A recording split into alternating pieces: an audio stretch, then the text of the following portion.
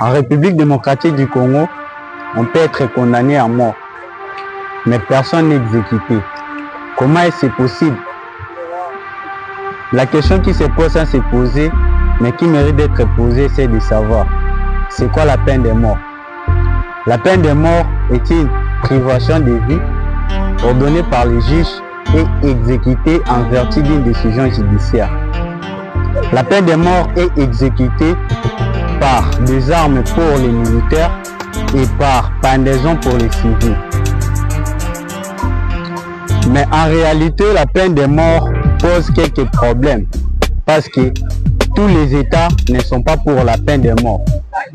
Beaucoup d'États l'ont même supprimé, notamment la France, le Rwanda, le Canada.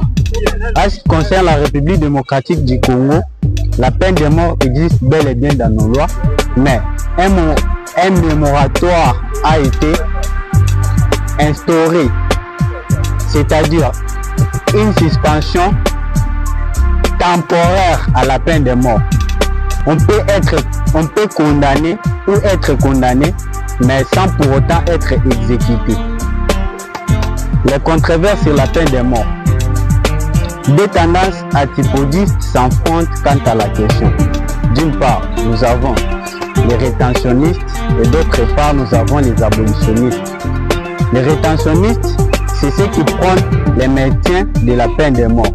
Et les abolitionnistes, c'est ceux qui prônent l'abolition de la peine de mort. Les rétentionnistes, ceux qui prônent le maintien de la peine de mort, avancent les arguments les suivants. La peine de mort, par son caractère intimidant, dissuade les éventuels criminels.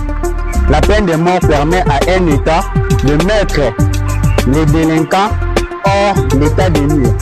La peine de mort permet à un État d'assurer sa défense contre les criminels.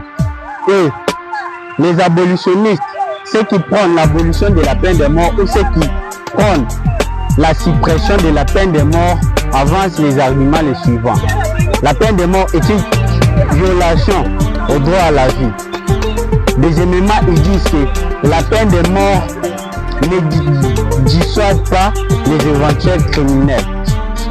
Et enfin, ils sont très pertinents pour dire que nul ne peut s'arroger le droit de décider sur la vie d'autrui, car ce privilège appartient à Dieu.